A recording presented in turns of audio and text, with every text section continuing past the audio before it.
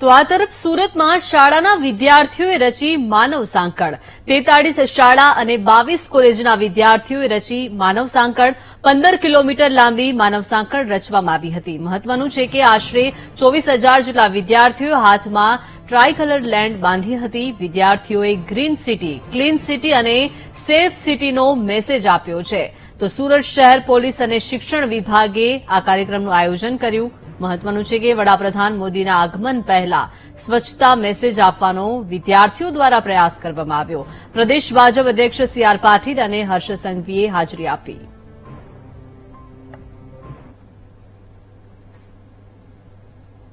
તમામ શહેર અને જિલ્લા પ્રશાસન દ્વારા આજે આ એક માનવ સાંકળનો કાર્યક્રમનો આયોજન કરવામાં આવ્યું છે।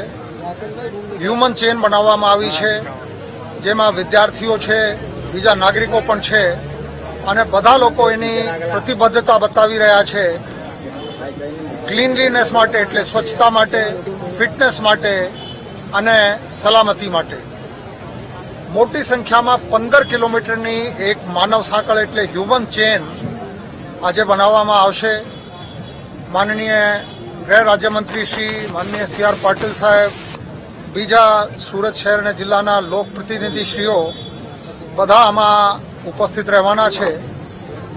મૂળ હેતુ આ જ છે કે તમામ નાગરિકો આ 3 બાબતોમાં વધારે સચેત થાય અને વધારે મહેનત કરીને શહેરને વધારે સ્વચ્છ બનાવે, વધારે ફિટનેસ પ્રત્યે ધ્યાન આપે અને સુરત સેફ સુરત તરીકે વધુમાં વધુ સેફ બનતું જાય।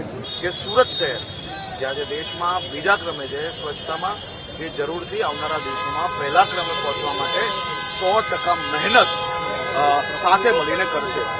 મોદીજીના આ સંકલ્પને દેશભરના બાળકોથી લઈને વડીલોમાં એક અલગ જ પ્રકારનો ઉત્સાહ નજરે પડે। બાળકો વડીલોને કચરો નાખતા રોકતા આપણે સૌ લોકોએ નજરે જોયા છે અને આ બાળકો જ દેશનું ભવિષ્ય છે। મને વિશ્વાસ છે કે આ ભવિષ્ય સાથે મળીને દેશને સ્વચ્છતામાં 100% આગળ વધારશે। સુરતને સ્વચ્છ રાખવાનો અને સુરતને સુરક્ષિત રાખવા માટેનો જે સંકલ્પ કર્યો છે, એ સંકલ્પ આજે ખરેખર ખૂબ જાગૃતિ આ માનવ સાંકળને કારણે આવી છે અને